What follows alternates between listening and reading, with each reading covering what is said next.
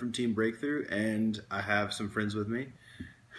I'm not going to be stateside during my birthday, so my friend here holding the camera. Oh, come on, Peter. Anyway, my friend here holding the camera got me an early birthday present, and they are, as you can see, I'm a huge Doctor Who fan, and Peter does not want to stay up. Come on now. Break his neck. Anyway, so we have David Tennant, Matt Smith, Peter Capaldi, and that one's actually his, but I didn't want it to be lopsided. Also, he wanted Harry Potter to be in there. But, so yeah. Anyway, I have an Igknight deck profile for you today, and I actually wasn't even originally going to build this deck, but I pulled a good bit of the stuff at the sneak peek, and a couple other people pulled things I didn't have. The only things I'm missing for the main deck, or for the Igknight stuff, is one Templar and one Crusader, because no one else actually pulled either of them. I also didn't realize I needed Tyrant's Throws for the deck, and the extra deck stuff I just did not have prepared, because like I said, I wasn't planning on making this deck. But I pulled a good bit of the stuff, and I had heard the deck was probably going to be pretty good. So I decided to go ahead and try to make it and see what I could do, and here we go. So to start off, we have three of... Come on. Peter, you're killing me. You're just going to lay down. You know what? They're all just going to lay down. Anyway, just go to sleep. All right, so to start off, we have three of each of the Igknights. So 3 Gallants, 3 Margraves, 3 Templar. Don't have the third one. No one pulled it. 3 Paladin, 3 Crusader. Still same story there. And then 3 Squire. Most of the time, you're going to go for your rank 4s because rank 4s are awesome. And yeah, so next we have Triple Royal Magical Library. Pendulum monsters count as spells when you play them in the pendulum zones, so that counts as a counter for your libraries. And it's like you can detach.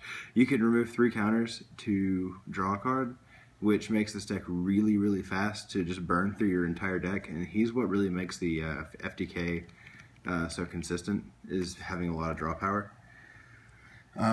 Next, there's Luster Pendulum, the Draco Slayer. You really only need one. If you really want to, you can run more. There is room in the extra deck to run more of the Sinker guy. But also, when he's in your Pendulum zone, and you have another Pendulum monster in the other zone, you can tribute that monster and add another card of the same name to your hand. You can do that once per turn. And then that's it for the monsters. Then you have spells. You have Triple Rhoda and Triple Summoner's Art for consistency. You search 5 or higher for lower. Then 1 pot of riches. You don't really want more than 1 pot of riches, because drawing it early game kind of sucks unless you're going for the FTK. But drawing it late game is awesome, because then you have a lot of dead stuff in your extra deck to just put back, and your graveyard too. Next, for destruction, we have 1 Regeki, 2 Dark Hole. Dark Holes, if you use Dark Hole and blow up a bunch of your monsters, it doesn't really matter, because then you can immediately Pendulum Summon them all back, because they all go to the extra deck. So in this deck, Dark Hole really isn't negative unless you're using unless you have Exceed monsters out. So next, there's Triple MST, because this deck hates back row. It does not like to get hit with back row. Like, really, it doesn't even like to get hit with MST, because if they MST your scales, you're pretty much done for the turn, or at least until you draw another Pendulum monster.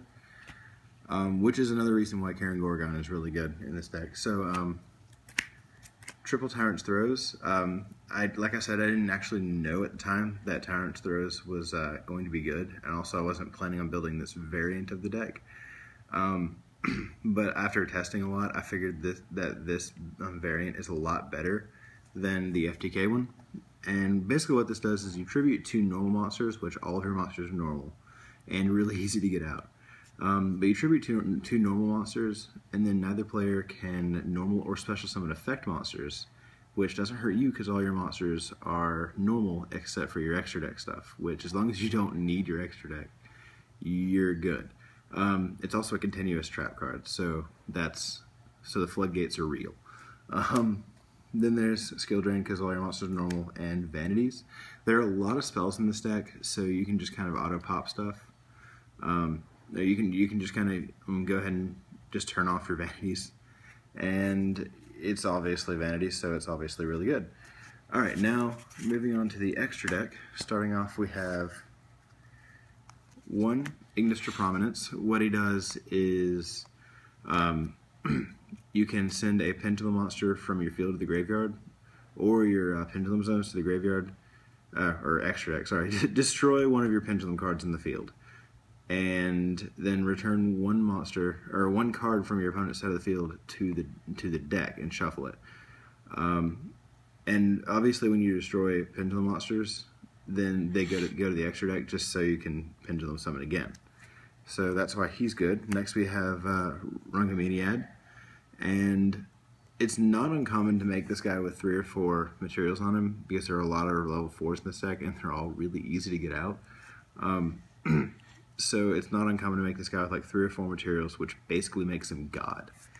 Next we have, for the OTK, double Blade Armor Ninja to attack twice, and Heroic Champion Excalibur to attack over anything that Blade Armor Ninja can't. And then they're just kind of generic rank 4s, Castell, Abyss Dweller, Geiger Cowboy, Karen Gorgon, Exton Knight. So really just kind of generic rank 4s. It's really whatever you need. Karen Gorgon, I really say you have to have in this deck, and Cowboy is really good if you're not doing the FTK variant, because you still do a lot of damage with this deck, but it's not as often going to be a full 8,000. So I would say those are pretty much, you have to have them, but Karen Gorgon is really the only one that you just really have to have, because that keeps your opponent from popping your scales. Next, for rank 3s, which you don't make very often but you do sometimes, 1 Engineer and 1 Acid Golem. Acid Golem, you do run Skill Drain, so that so he's basically just a 3k beater that you can get out for next to nothing. Actually, pretty much nothing. Volcasaurus for rank 5. Gauntlet Launcher for rank 6. This can also be Beyond the Hope. Beyond the Hope turns, when he's summoned, all of your opponent's monsters, their attack goes to 0. Which is good, but I feel like Gauntlet Launcher, just being able to pop a card, is more versatile and useful in more situations. And then 1 Gaia Dragon. Sorry, it's also a proxy. I'm going to finish out the deck this weekend.